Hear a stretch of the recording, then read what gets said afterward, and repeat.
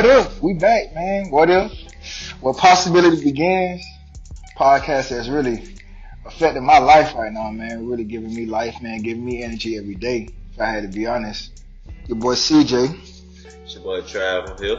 It's your boy Jarvis. Yes, sir. It's just the crew. Um, Man, we got a good topic this week, in my opinion. Um, we're talking about how would we word this one, really? I mean, I guess we're talking about just people, man. You know what I'm saying? We might just title it people. dot, dot, dot. You know what I'm saying? Just living with people. And I tell you, man, my role, my experience that I'm having. This is my first time being a supervisor. I guess I've been a supervisor about 3 years now, so it's not new to me anymore. But man, I learned valuable lessons just day to day, man.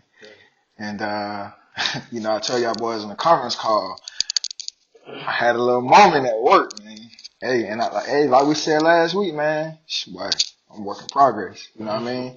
It's up and down, but the awareness is there. You know what I mean? Yeah. So last week at work, we had a moment that we weren't getting down on time. UPS is big. We predicated on time. Everything predicated on time. So it's important that we down on time. And my supervisor, who runs the unload area, called me like, "Hey man, I need your help. I need you to come out here." So I got out there, and things they felt lethargic. You know what I'm saying? And I took my eyes off of myself, right? Took my eyes off of my awareness, the thing that I can actually control, the only thing I can control. I took my eyes off myself and put my eyes strictly on the situation. Started looking at the people, looking at the process, looking at how things were going, and I put all of my attention on that.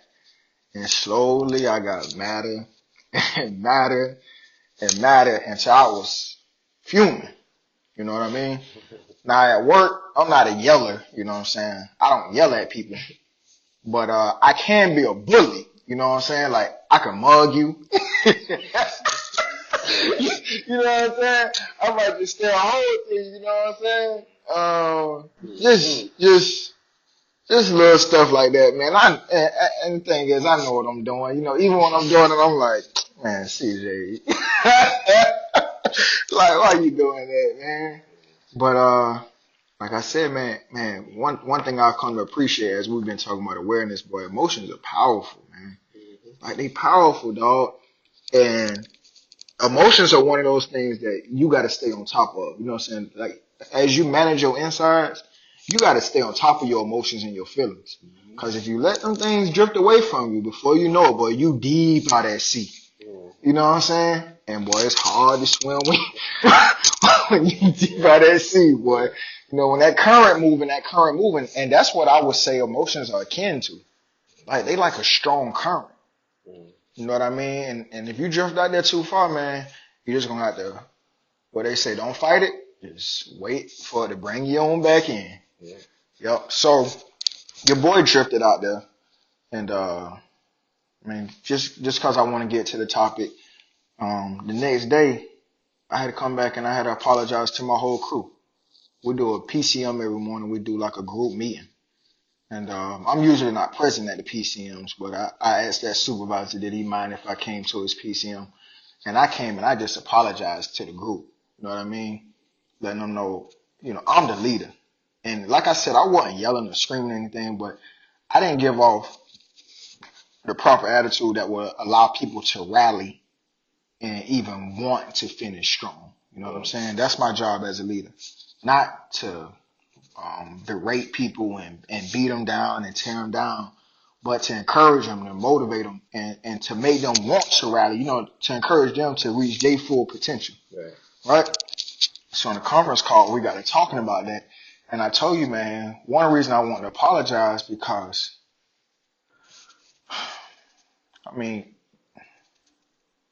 life is, I mean, it's relative. You know what I'm saying? Like, you live your life from your perspective. So while me and you may look at the same two things, I'm going to look at it from all of my experiences, all of my assumptions, all the information that I've gathered is how I'm going to look at it, and you going to look at it from, like, me and my wife.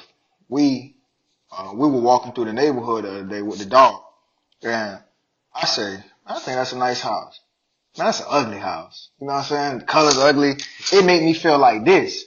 Mm-hmm. And like it was one house, it had nice colors. I said, man, you know, that home looks stately. You know what I mean? It looks real clean and organized. And she didn't like it for a whole nother reason. Like, she thought it looked like a plantation or something. You know what I mean? So we were looking at the same thing, but drew two different conclusions from it. Mm-hmm. And I'm gonna come back to the work thing, man. But do y'all have like any situations like that y'all can remember where, you know, just dealing with people, you see that y'all kind of view the same thing differently? I can go first. Of course, like, for example, when I was in school doing our senior dissertation, senior project, we had a group project, and some of the group didn't view the project as important as I. Mm-hmm. I don't know why. This is your senior paper. You should be all hands on deck. Yeah. It's done. And pretty much people's views were different. It was just procrastinating, just falling back on it. And I remember we had got in trouble, like, we kind of got in a falling out probably like a couple of weeks before graduation. Me and a couple of classmates went to our professor and was like, well, not me personally, but other classmates was just like down on the whole group. Like, man, I ain't trying to fail because, you know, these jokers don't want to do their work. And I kind of felt the same way. But they just didn't view the common goal as me, man. You know, I just wanted to get this project done, make it look presentable, so, you know, we get this passing grade, get this final grade, so we could graduate. And yeah, man, I had to analyze the situation and realize, like, you know, people don't look at like common, like, your goals or like such things as me. They was worrying about they worry about graduating before actually finishing the process, pretty much. But yeah, man, I just noticed in that situation that, you know, just people don't look at the same common goal as me.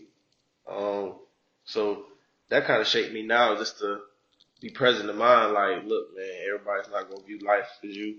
Everybody's not gonna have the same mindset as you. But to speed it up, pretty much, we had got dismantled. The whole group got dismantled, and we had to do the project on our own.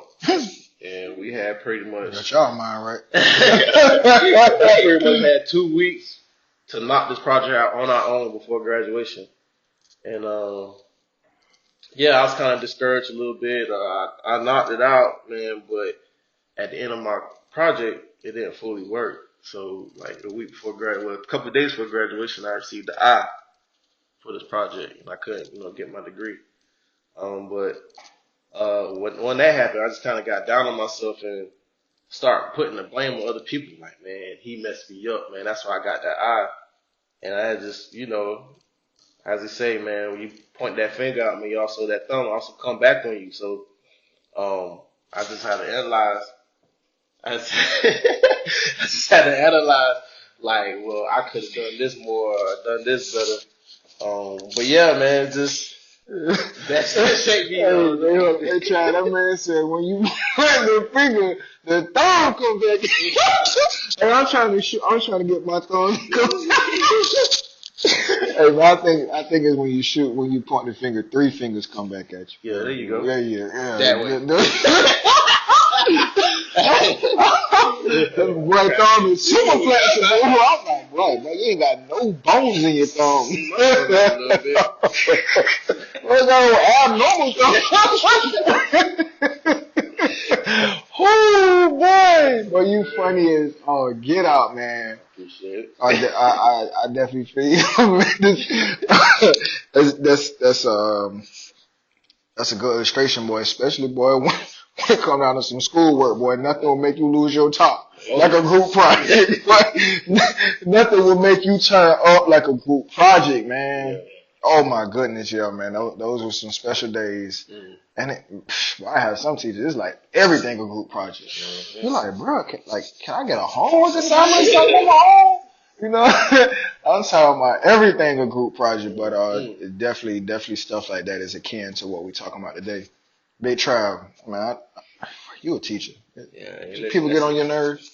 I was gonna say, man, but really, man, this can really go both ways. It can be used, you know what I'm saying, both negatively and positive. Mm-hmm. You know what I'm saying? But I would just say, yeah, I deal with it on a daily basis. Like at the school, man, you know, you have teachers that don't necessarily see things the way you see it. You know, they don't think, well, your way of handling your class may not work for another teacher.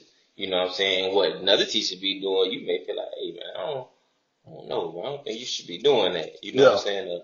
I don't think you really should be talking to the kids like that. You know what I'm saying? That just don't work. Right. But they see it as, hey, this what makes them listen. This what makes them get their work done. So this what I'm gonna do. Yep. And it's like, what can I say? Like, I can't say you wrong. You know what I'm saying?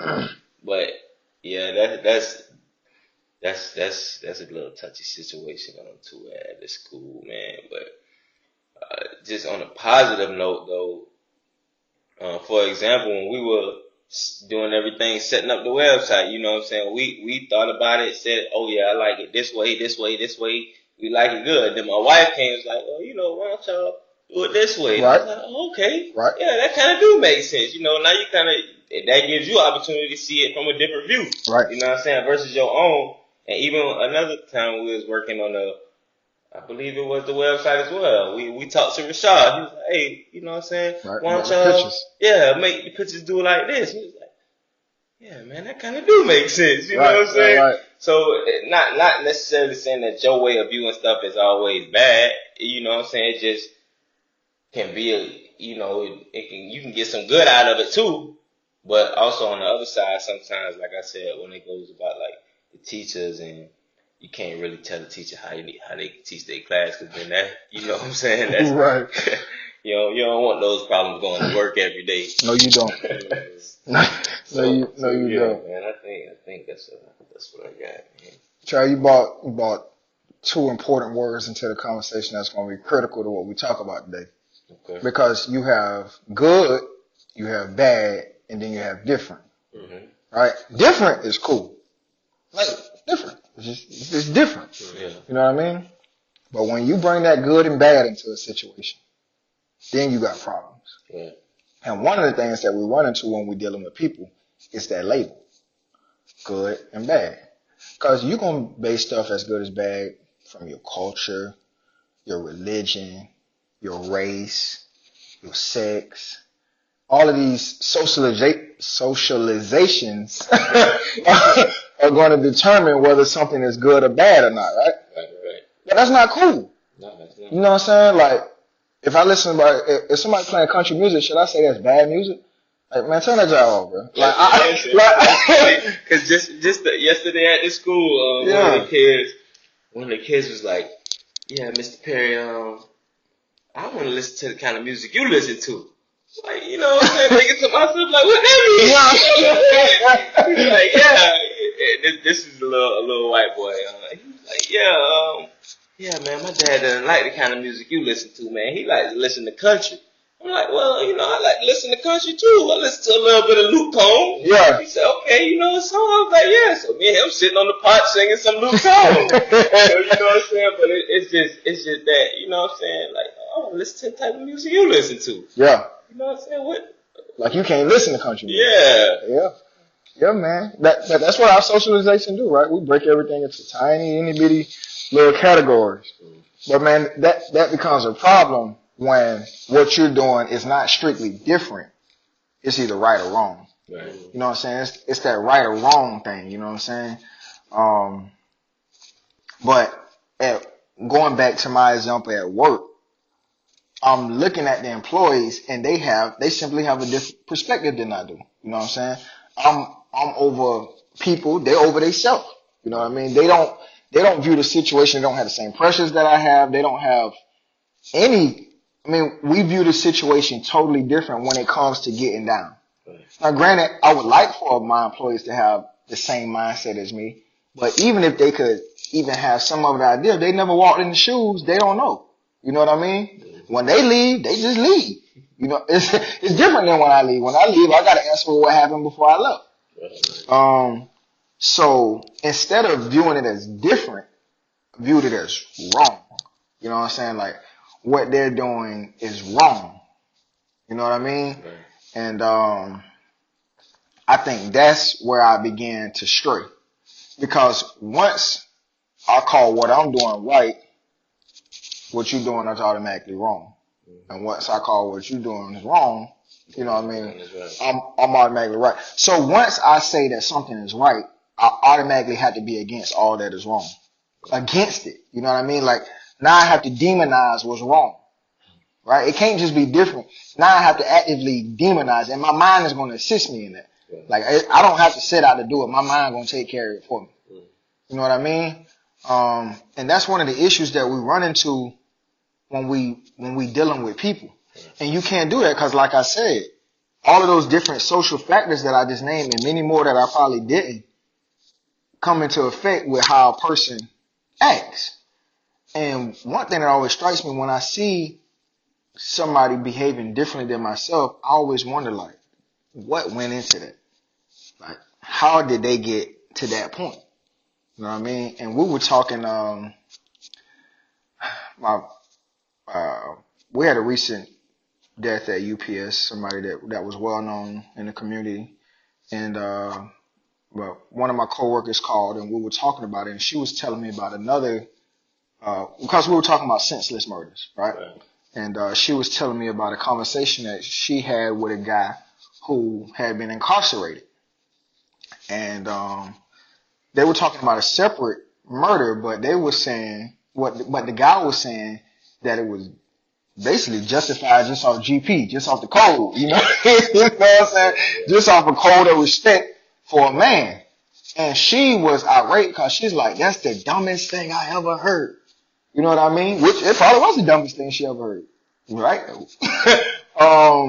You know, this is the dumbest thing I ever heard. Why would you think this, that, and the third about human life and all of the things that you probably hear your pastor say, and just kind of going on. And I just listened, you know. It didn't seem like my opinion was being asked, so I was just a sounding board. Yes. You know what I mean? But when I thought about it, I'm like, well, she did say the brother was incarcerated. You know what I mean? Mm-hmm. And to be honest, in my experience, I agree with her. But I've never been to prison. Right. You know what I mean? I don't know how it is to live in prison. And once you have to survive in an environment like that, you may look at situations differently than somebody who doesn't. You know what I'm saying? So is he wrong? Like, is murder wrong? Like, are there situations and circumstances for one person in which it, like, what if you grew up and you saw folks die all the time?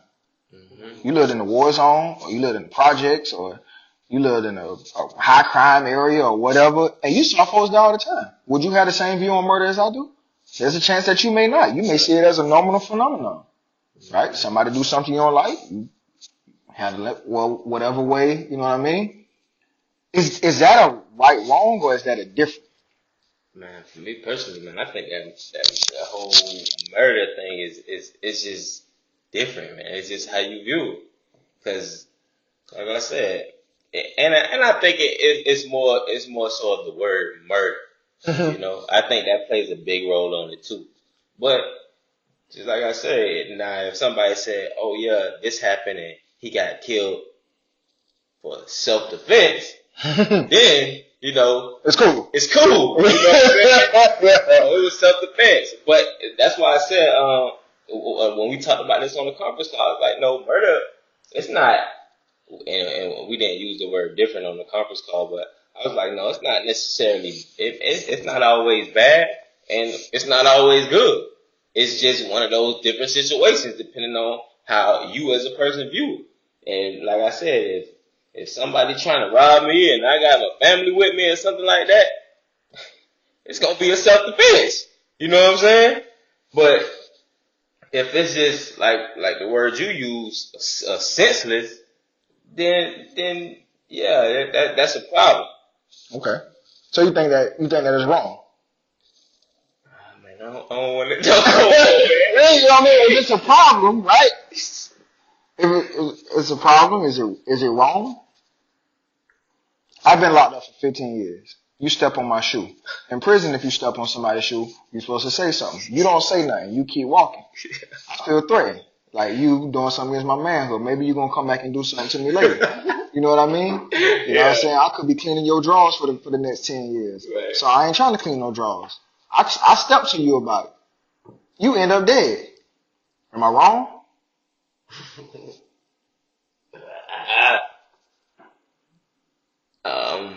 By law, yeah. Man, I ain't talking about no law. I ain't talking about no laws, dog. I'm saying, am I wrong? Your Jarvis, am I wrong? Nah, you not wrong because that's how you view it. You know what I'm saying? I can't say you wrong because I'm the guy you killed, but I view, I just stepped on the shoe. He'll be alright. You know what I'm saying? He could just wipe those off and he's gonna keep going about my business.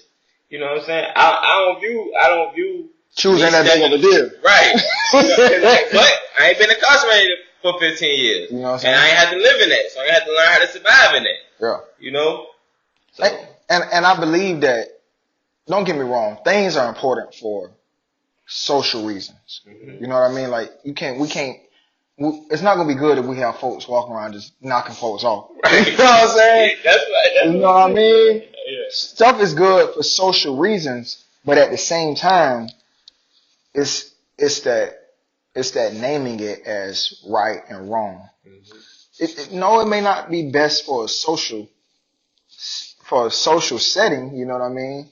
But that doesn't necessarily make it right and wrong. And the only point I'm making is that once you name something as right and wrong, now you have to cut off a whole side of possibilities. You know what I mean? And you live your life on this tunnel of only what you view as right and wrong. And everything else and every other experience and every other possibility must be cut off at that point. Like, you don't like the way somebody talk or whatever, so boom, I gotta automatically cut that off. Well, who knows what kind of possibilities you have just sliced off? Right. You know what I mean? On the way over here, man, it was a Mercedes, a nice clean Mercedes, a white coupe. It's a white SUV, a small SUV. And my man was riding. And I mean, I was coming up on a red light. And he was in the lane to the left. I was in the lane to the right. And I went to stop. The car in front of him stopped, but the car in front of me kept going. So he swerved over in my lane real quick and took off through the light. You know what I mean? And instantly, I'm like, right, my socialization says, what's wrong with this fool? You know what I'm saying? Mm-hmm. But just like I was saying the other day, what if your wife was in the car having a baby? How many red lights you gonna stop at? Huh? Running red light is, I got my quotation fingers. It's wrong, right? We're not supposed to run red lights. But if somebody was in the car, they wife having a baby or something, like they homeboy got shot in the car. I don't know what's going on in the car. Example, my wife's cousin. Yeah. He was somewhere, got shot in the parking lot, got shot in the head. He drove himself to the hospital, and I'm pretty sure he ain't stopped at no red light. I bet he didn't. He don't even remember getting to the hospital, so I know he ain't stopped at no red light. You feel what I'm saying? But, like, that right and wrong, man, like I said, man, it cut off so many possibilities. And I don't think that's the best way to live your life. I think life is best lived as a situation by situation, just being aware. You know what I mean? Being aware in every situation instead of having this preset notion of, all right, all of this is right and all of this right here is wrong. You know what I mean? Also help you out in your marriage, man. Oh, yeah? Anybody else? Yeah, of course, man. You can't. I mean, and like we say, we're a work in progress. so sound like you did something. So we, you know what I'm saying? We still working with that. As you just said, like my way not always right, and your way not always wrong. You know what I'm saying? You definitely can't go into marriage thinking, oh yeah, this is how I want stuff to go. This is how it's gonna go every day, and we're gonna be good. Cause you're gonna be highly upset that second day. Probably by the end of the first day. I was upset that second day. I was blown with that second day, man. That second day, I got my mind right. Yeah, you're right about that. But Jarvis, this right wrong thing, right wrong different. I mean, outside of examples, how you feel about it, just in general? I mean, I feel like first it's a great topic, but I feel like being right or wrong. I mean, like I said, it's different because first, like you gotta get understanding. Like you said, you don't know what a person may gone through. You just don't know how a person thinks. Like for example, earlier we talked on the conference call about murder. I was the one that said murder is wrong. Like I don't like murder. Like the Bible said, thou shalt not kill. But then, as I later on throughout the weeks, I just analyzed the process. Like, okay, why do you feel like murder is wrong? And like Travis said, it's a great example that came up later this week. I don't know if y'all saw on social media about I forgot the rapper name. Oh, I think his name is The Baby or something like that. The Baby? Yeah, something like I don't know where he's from. I just see it on Facebook. But rapper, your Facebook page be going in, man. I get a lot of stuff, it's Facebook. But I see a lot of things. But it's crazy how this situation, we talked about murder, and this situation came up. I think he was at Walmart with his family. It was him, his baby mama, his 1-year-old daughter, and I think his son. And he's a rapper, so he's in the public eye. So these two dudes come in Walmart with I think like 45. I don't know the type of guns, but pretty much they jumped on him. I don't say jumped on him, but they ran up on him in Walmart while he's shopping for his family and put the gun in his face, like try to rob him right in the middle of the store. And make a long story short, pretty much both of those dudes dead. Like he killed them on sight. So I had to put myself in that situation like, well, the universe says as a man, you're supposed to be a provider and protector. In that situation, I got my 1-year-old daughter and my son and my baby mama, the mother of my kids with me. So pretty much these two gentlemen put my family in danger. So, thinking fast, under pressure, what would I do in that situation? And I was reading the comments, like people was like, man, if I was you, I would do the same thing. I would bust that man and not think twice. And I just had to analyze the situation because, like I said earlier, I was like, man, murder is wrong, man. But like I said, if I was in his shoes and I got put in that situation, I ain't gonna lie, I have to stand my ground and defend myself, like Travis said, like defend myself and protect my family. So I mean that's one good example I seen this week. But like I said, you don't know what a person may think. Or like I said, you don't know what they're going through because mental health is pretty much a big deal now. For example, another example, say I